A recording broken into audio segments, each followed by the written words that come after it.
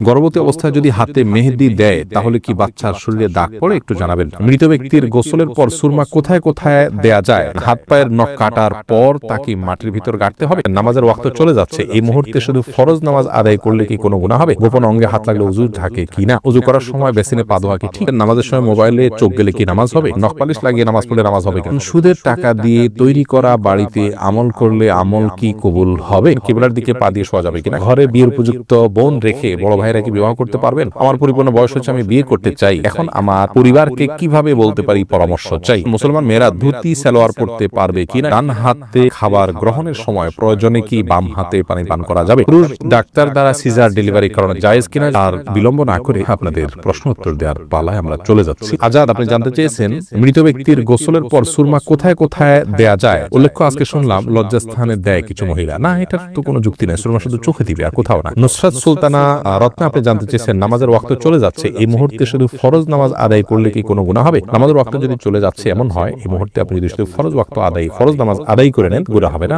বরং এটাই করা উচিত সে সময় যদি হয়ে যায়। এমনি আমজাদ হোসেন জানতে চেয়েছেন হাত পায়ের নখ কাটার পর তাকে মাটির ভিতর গাড়তে হবে? যেহেতু এটা মানুষের শরীরের অংশ, ময়লা আবর্জনা ফেলার জায়গায় না ফেলে এটাকে কোনো মাটিতে দাফন করলে সেটা উত্তম ভালো কাজ, কিন্তু এটি ফরজ ওয়াজিবের মতো কোনো কাজ নয় যেটা না করলে গুনাহ হবে। উচিত করতে পারলে ভালো হয়। মুয়াজ ইনসান, আপনি জানতে চেয়েছেন সুদের টাকা দিয়ে তৈরি করা বাড়িতে আমল করলে আমল কি কবুল হবে? সুদের টাকা দিয়ে তৈরি করা বাড়িতে যদি আমল করেন তাহলে আমল কবুল হবে না, বিষয়টি কিন্তু সেরকম নয়। ধরুন সুদের টাকা দিয়ে আরেকজন বাড়ি করেছে, আপনি সেখানে আমল করেছেন, তো আপনার আমল কবুল হওয়ার সাথে ওইটার কোনো সম্পর্ক নেই। ফারজানা সুলতান, আপনি জানতেছেন কিবলার দিকে পা দিয়ে শোয়া যাবে কিনা? কিবলার দিকে পা দিয়ে শোয়ার ব্যাপারে কোনো হাদিসে নিষেধাজ্ঞা সরাসরি নাই, তারপরও ওইদিকে কেবলা রয়েছে, সেই জায়গা থেকে কেবলার প্রতি শ্রদ্ধার জায়গা থেকে যদি দিকে পা না দেন ভালো, কিন্তু এটাকে হারাম বলা বা নাজায়েজ বলা বা গুনাহের কারণ বলার কোনো সুযোগ নেই, যেহেতু কোন হাদিসে এই বিষয়ে কোনো নিষেধাজ্ঞা নেই। হোসেন আহমদ জানতে চেয়েছেন আমার পরিপূর্ণ বয়স হচ্ছে, আমি বিয়ে করতে চাই, এখন আমার পরিবারকে কিভাবে বলতে পারি, পরামর্শ চাই। বিয়ের বয়স হচ্ছে, আপনি নিজে না বলতে পারলে অন্য কারোর মাধ্যমে বলাবেন। এই জন্যই তো গোটা পরিবারকে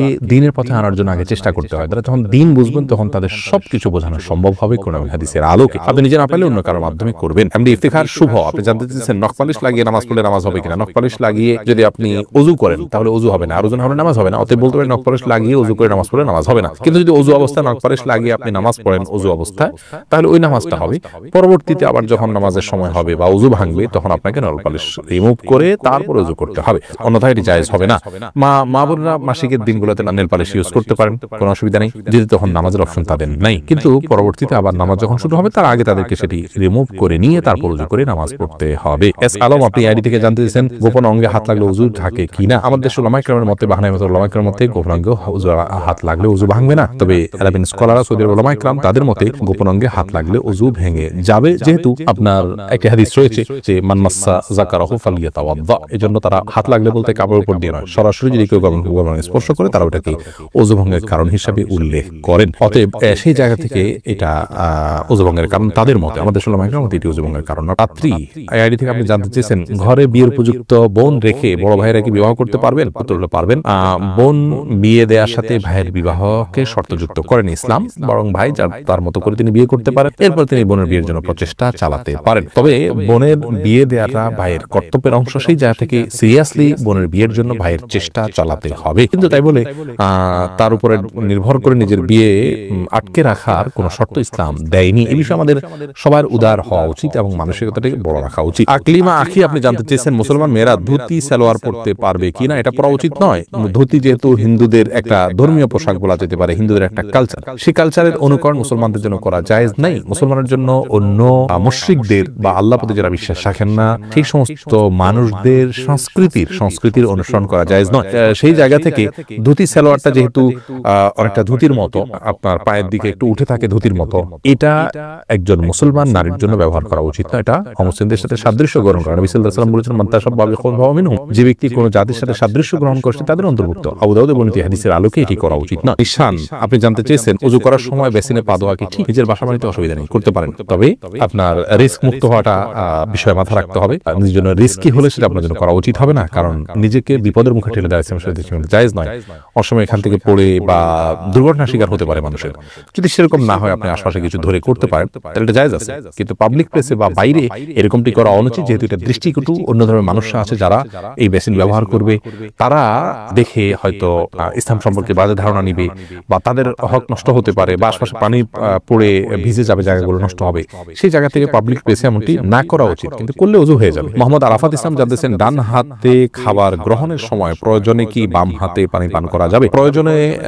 প্রয়োজনে বলতে কি, ডান হাতে পানি পান করা উচিত, খাবার গ্রহণ করা উচিত। ইভেন আপনার খাবার খেলে আঙ্গুল চেটে তারপরে আপনি ডান হাতে ধরে খাবেন। যদি আমাদের ওলামা ইকরাম বলেন যে বাম হাতে আপনি পানির পাত্র ধরলেন, ডান হাত দিয়ে ঠেক দিলেন, তারপরে 2 হাত ধরে খালেন, এটা জায়েজ আছে, এটা একটা পন্থা মাত্র, কিন্তু সবচেয়ে উত্তম হয় সরাসরি ডান হাতে খাওয়া। সেক্ষেত্রে খাবার লেগে যাওয়ার যে ভয় থাকে গ্লাস ইত্যাদিতে, সেটা থেকে বাঁচার জন্য আপনি পরিষ্কার করে নেবেন, আলতো করে ধরবেন, কিন্তু ডান হাতে খাওয়া উচিত, পান করা উচিত, যেহেতু হাদিসে সুস্পষ্টভাবে ডান হাতে খাওয়া পান করার নির্দেশ রয়েছে। শেখ ইসলাম আপনি জানতেছেন 3 পিস পরে নামাজ পড়ি, পা দেখা যায়, মোজা পরে নামাজ পড়লে কি হবে? পায়ের পাতা ঢাকতে হবে কিনা মেয়েদের নামাজের জন্য মধ্যে এটা নিয়ে মত পার্থক্য আছে। অনেক উলামা ইকরাম এটাকে শর্ত করেছেন। আমি ব্যক্তিগতভাবে এই মতটা চাইতে, যারা বলেন যে পায়ের পাতা, পাতা বলতে পায়ের পাতার তলের অংশ, এটা ঢাকার শর্ত দিয়ে থাকেন, তাদের মতটাকে আমি সমর্থন করি না। পাতার উপরই অংশ, যেটা পাতার উপরের অংশ, সেটা ঢাকতে হবে কিনা অনেক উলামা ইকরাম বলেছেন সেটা ঢাকতে হবে, অনেকে বলেছেন শুধু গিরার নিচ পর্যন্ত থাকলেই হবে কাপড়, পাতা না ঢাকলেও চলবে।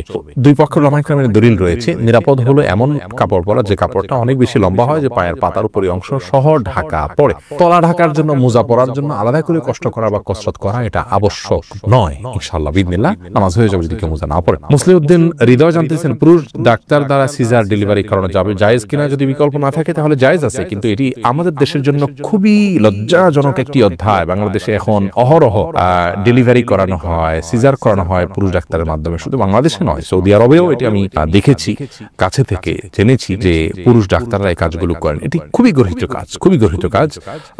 নারী ডাক্তারদেরকে উৎসাহিত করা উচিত এবং নারীদেরকে ডাক্তারি পড়ানো উচিত, এবং এই কাজগুলো নারী ডাক্তারদের উপর ছাড়া উচিত। অন্যান্য সেক্টরে অনেক ডাক্তার চলে যাচ্ছেন, নারীরা গাইনিতে না গিয়ে অন্যান্য অনেক ডিপার্টমেন্টে চলে যাচ্ছেন, অথচ গাইনিতে পুরুষরা আসছেন।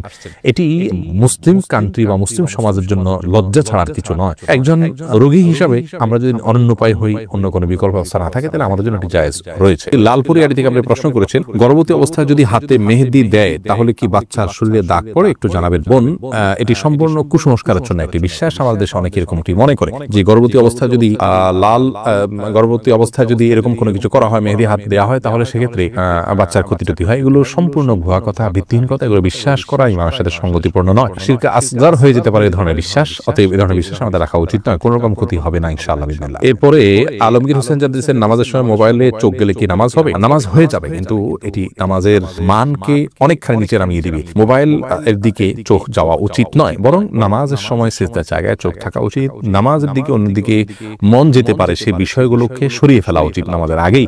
মোবাইলকে এমন জায়গায় রাখা উচিত নয়। নবী সাল্লাল্লাহু আলাইহি সাল্লামকে একবার একটা কাপড় দেওয়া হলো নামাজ পড়ার জন্য, সেখানে কিছু চিত্র ইত্যাদি অঙ্কন করা ছিল, হয়তো গাছপালার চিত্র বা এরকম হালাল কোনো চিত্র ছিল।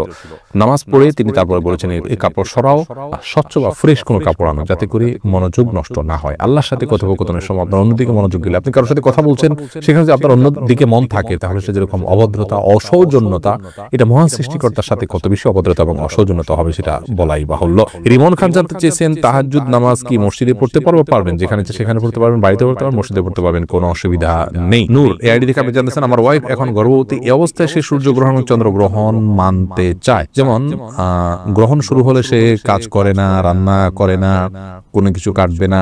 আমার মতে এসব শিরক এবং হিন্দু সংস্কৃতি থেকে এসছে। এটা বলার পর সে বলে তারও এমনই ধারণা, কিন্তু সবাই করে, তাই মনের শান্তির জন্য সেও করবে। দয়া করে বলবেন কোরআন হাদিস আলীকে বিষয় কোনো নির্দেশনা আছে কিনা? ভাইনুর, এটি সম্পূর্ণ কুসংস্কারের জন্য একটি বিশ্বাস। আপনার ওয়াইফকে আপনি বলবেন, জানাবেন যে এই ধরনের আচরণ তার ঈমানের জন্য ক্ষতিকর।